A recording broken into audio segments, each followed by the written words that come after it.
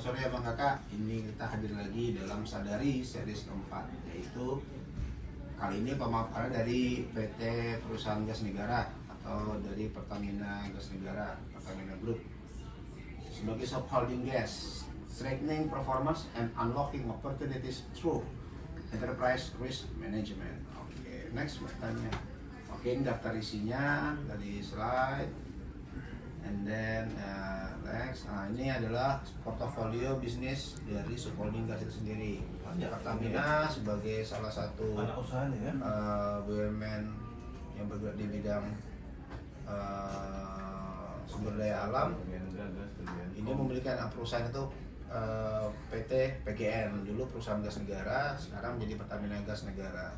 PT PGN Tbk sebagai subholding gas bagian dari PT Pertamina Persero memiliki peran penting dalam transmisi dan distribusi gas murni di Indonesia. Di sini juga sudah ada gambaran strukturnya. Sementara untuk upstreamnya adalah Saka Indonesia merupakan anak perusahaan PGN yang memiliki kegiatan usaha di bidang hulu atau upstream. Untuk midstreamnya adalah mengoperasikan pipa transmisi dan alat fasilitas regasifikasi berbasis darat di alun. Meningkatkan pendapatan, perusahaan berekspansi ke LNG trading and services, termasuk perdagangan LNG global, LNG hub and storage, dan LNG bunkering untuk bahan bakar laut. Untuk downstreamnya, mendistribusikan gas melalui pipeline dan beyond pipeline dan menjadi gas hingga ke pengguna akhir. Pelanggannya sendiri adalah pembangkit listrik, sektor industri, pelanggan komersial, pelanggan rumah tangga, gas transportasi seperti stasiun pengisian bahan bakar gas untuk mobil-mobil seperti busway, bajai, dan lain-lain. Next.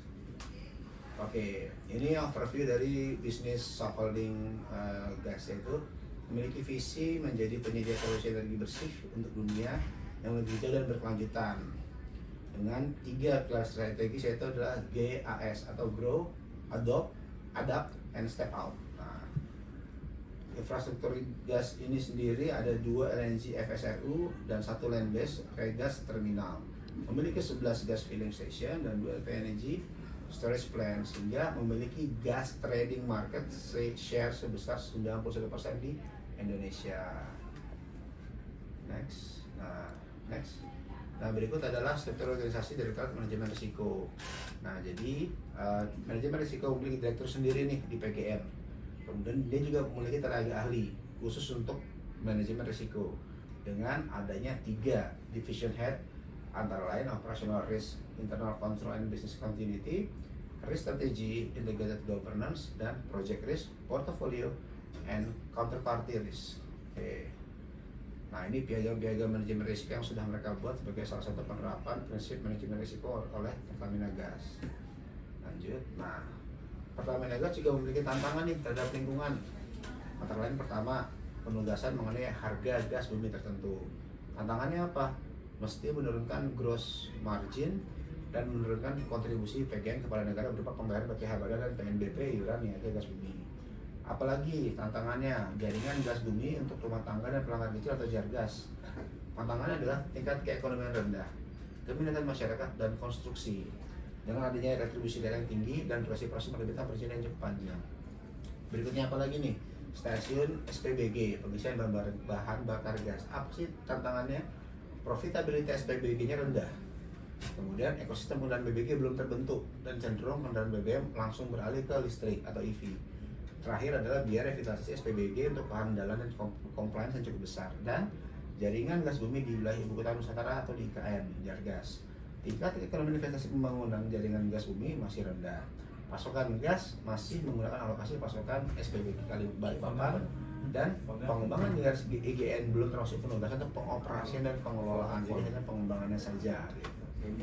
Oke. Nah, isu strategis PGN apa sih ini? Trilema energi domestik. Pertama, pelaksanaan penugasan.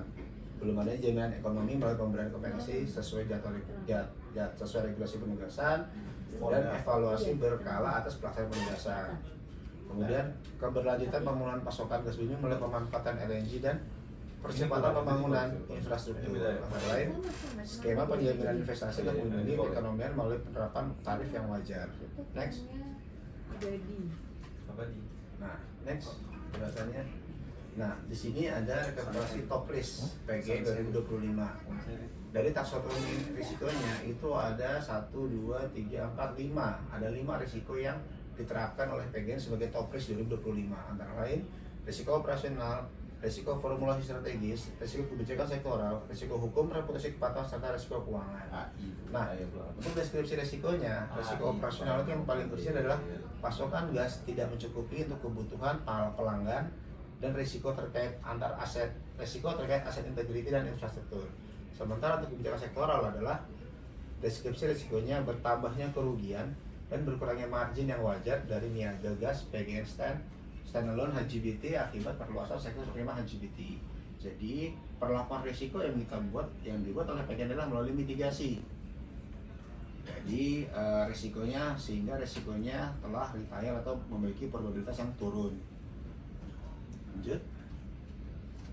Nah, kesempatan dan strategi pengembangan apa sih nih? Growth strategi stockholdingnya adalah SHG akan fokus mengembangkan bisnis midstream dan downstream dengan refocusing bisnis PGN dalam pengembangan infrastruktur dan niaga gas serta usulan adanya integrasi bisnis upstream agar lebih meningkatkan value creation untuk Pertamina Group.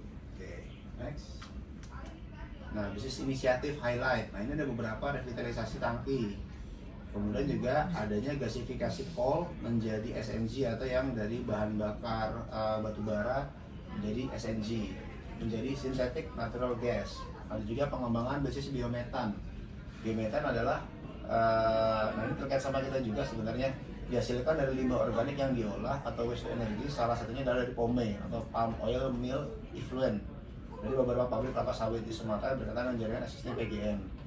Sehingga ini mungkin bisa jadi suatu yang terkait sama PTPN 4 sih sebenarnya. Oke. Nah, demikian saja salah satu mitigasi atau salah satu bentuk resiko korporasi dari PT PGN. Untuk kita terakhir, mungkin dari Bang Fadel ada insight Bang terkait apa resiko dari PT PGN ini Bang? Memang Bang, kalau dilihat dari bahan presentasinya, setiap bisnis itu ada resikonya ya, dan juga ada tantangannya masing-masing. Mungkin ini kasus dari PGN, namun tadi pas di akhir slide kita bisa lihat bahwa dari tantangan itu ada rupanya peluang, yaitu dari sektor kita itu ada palm oil itu ya, metan, jadi bisa menghasilkan listrik dari metan yang ada di PKS di PTPN 4 banyak, apalagi bisa diaplikasikan seluruh PKS di PTPN 4 mungkin bisa swasembada energi mungkin. Oke, oke. Demikian, terima kasih Bang Fadel. Kalau seperti itu demikian untuk yang sesi kali ini untuk sadari. Terima kasih.